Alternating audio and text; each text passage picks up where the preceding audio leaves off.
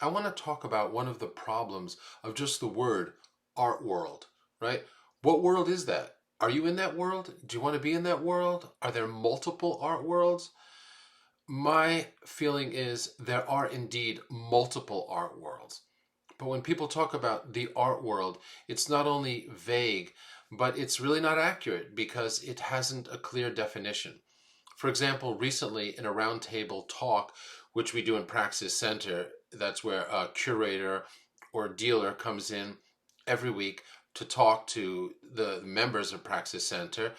One person said that, who was an artist and also a curator and worked at a university, he said, look, everybody, there's multiple art worlds. He said, for example, if I say to my university, I would like to have a show of California landscape paintings, they would say to me, that's not very interesting. You know, we're interested in social justice and other issues, so no thanks, that sounds boring. He said, so in that art world, in the very small academic art world, that work does not interest them. It doesn't work. It doesn't go. It doesn't fly at all. It goes against what they're interested in, which is a specific academic agenda, which, you know, these days has to do with social justice. Not that there's anything wrong with that, but that's their agenda. He said, if I take that same idea and I go to a gallery in LA and I say to that gallery, I have a group of California landscape painters, and I'd like to have curate a show here. Are you interested? He said, yeah, then they will be interested because that gallery knows they're going to sell that work because that's a gallery in California and they're gorgeous paintings by great painters. So it'll go there. So right there, those are two different art worlds, right? They're two completely different ways of thinking about art. And there's many more. In another video here, I talked about zines, right? Zines is part of an underground art world, so to speak, which means it comes out of the mail art movement. And now what zines mean is it's a way of exchanging art among other artists. So you also have shows with zines. Oftentimes there's collections of zines. Curators talk about them, but it's a world. It's another art world that's not about sales or specific artwork. It's about expression, right? You make a zine, you send it out. It expresses something about who you are, what you're doing, and it is yet another art world. So then there's more art worlds, right? There's the art world of religious art. There's the art world of people who are making artwork that's specifically about religion. Speaking in the United States, there's a whole Bible Belt. There's just millions of people in this country who are devoted Catholics, Christians, and they're interested, or many of them are interested in a specific type of religious art. And that religious art, is referencing art that's been going on for ages. Is this the kind of art you see in galleries and other places? No, it's not. But are there artists that are making religious art?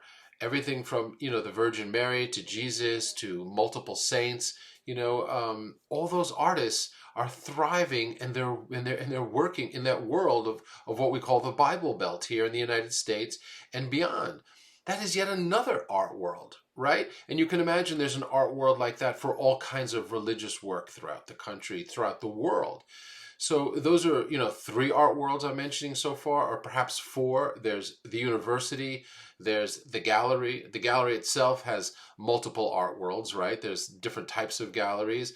There's, religious art, there's underground work, zines, and there's also, the kind of art that you might see in a place like ABC Carpet or IKEA, right? That's not talked about a lot. You go into IKEA and you see, artwork that's very inexpensive, that's mass produced on canvases or photos. The same with ABC Carpet. Those are artists making those and that are making money from those by mass producing them and creating a business from that, right? There's yet another art world where consultants are working with different artists to create work for hotels and around the world. And that work is often prints, sometimes it's commissions. So we're talking about multiple art worlds here to begin with. So when someone talks about making it in the art world, which I do, or people mention the art world, that's an incredibly vague term. And that's why it's problematic. To kind of make it in the art world doesn't actually mean anything. It's problematic and it doesn't make sense, because which art world do you want to be in? And that's about finding your audience, right? So obviously, if you're a painter of religious images, you're finding a specific audience, like I was telling you about earlier, right? If your work is about social justice, then you have a specific audience for that. If your work is about the landscape, if it's figurative, then there is a specific audience for that. So the way these audiences are reached is through some of the venues I've been saying. Galleries, there are galleries that showcase religious art. There are galleries that showcase landscapes. There are galleries that showcase what's called outsider art, right? Which means untrained art, art by someone who hasn't been to art school. Sometimes, that's a very vague definition itself, outsider art, right? But it usually means a kind of visionary art, a kind of art that seems to be unlike anything else around it today. So that kind of art is sort of outside of all the other art worlds, so they make an art world just called outsider art, right? There are even art fairs called the Outsider Art Fair, right? That are about this kind of vague and large category of artists that don't fit into categories. So that's really interesting, I think. And so whatever art you're making, remember when you're thinking about kind of making it in the art world, about being embraced by the art world, it's not so much that the art world is or isn't embracing you. It's finding the art world where you belong. It's finding your audience, finding your tribe, finding the people who want your art, because that's the kind of world they're interested in.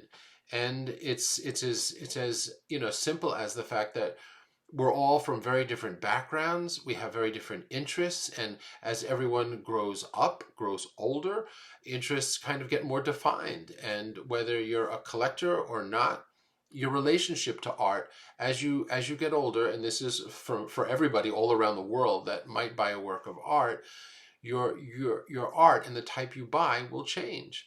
For example, if you're a student in college, there might be a certain art that you buy from a store that's posters, and maybe those posters are of Banksy, or maybe those posters are of Renaissance art, but it's a type of collecting. They're buying it maybe at Urban Outfitters or some other place, and they're buying these posters, but it's a type of collecting, and they're beginning to decide what they want to see on their walls. Is it art by masters throughout the ages? Is it art by contemporary artists? Is it slogans on their wall? Is it religious art? Is it, something more about social justice? So, it begins early in our life, what we see in our parents' home, perhaps what we put on the walls of our bedrooms when we're in high school, or perhaps in college. And then there's what we put on the walls later on in life. And since you're an artist, you have had an experience like this with the art you grew up with. But you're a producer of art, of course. You're a maker of art. So imagine all the people who don't make art, but have had this same kind of experience where they grew up with a certain amount of art in their house. They put a certain kind of art on their walls in their bedroom.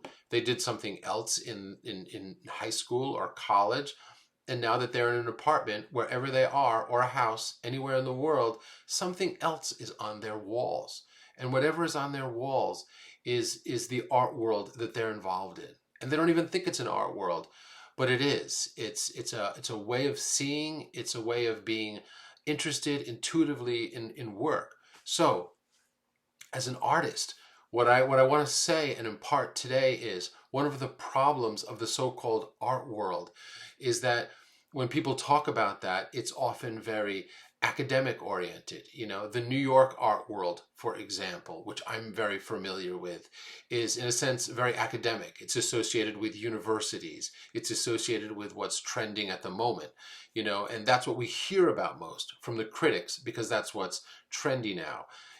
However, there are many other galleries in New York, dozens and dozens and dozens of galleries in Brooklyn, in Manhattan, in Queens, and other places that are showing work that doesn't fit the trend, that isn't on trend, that somehow breaks with trend and is making, other worlds available to people, because it's not as though every shopper in New York or every shopper in a major city is looking for the trendiest work that's available right now. We often have different tastes, as I've been saying. So as an artist, what you're trying to do is find the art world that you belong in. I've mentioned several of them, and perhaps you're in two or three of those art worlds. But then there's also thinking about it for a little while and deciding, well, what is the work that I make, and what would that be? Do I want my work to be an IKEA? Is my work kind of decorative and meant for everyone everywhere, or does my work reach a different audience, like a religious audience, or is my work more underground and radical, and I make zines because I'm outside the marketplace, as people say? Or is my work about something else, social justice, or a kind of different kind of beauty, or is it abstract? So there's many worlds.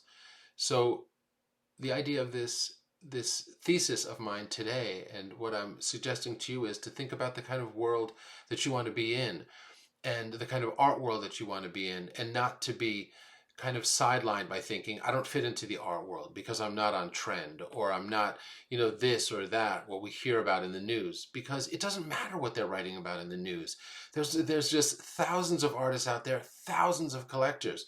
Do you ever hear in the news about religious art, or all the people who are painting icons and saints that are selling their work? No, you don't, because it's not trendy. But it doesn't mean it doesn't exist and isn't vibrant, a vibrant world, again, just like other types of art out there. So I hope this helps, and I hope you find the type of art world that you want to be in.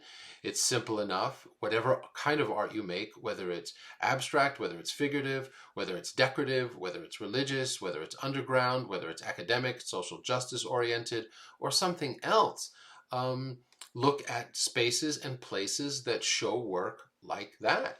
And if you find one gallery anywhere in the world that shows work like that, well, now you begin to find your art world. That is the art world where you belong. And that's the art world that you should pursue. I hope this was helpful.